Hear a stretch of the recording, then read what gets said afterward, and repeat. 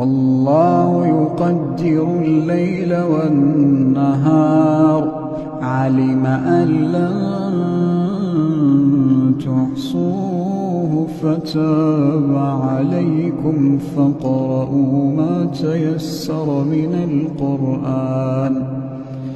علم أن سيكون منكم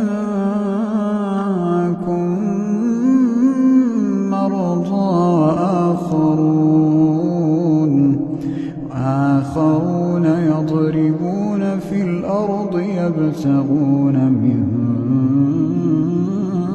فضل الله وآخرون يقاتلون في سبيل الله فاقرؤوا ما تيسر منه وأقيموا الصلاة وآتوا الزكاة وأقرضوا الله قرضا حسنا وما تقدموا لأنفسكم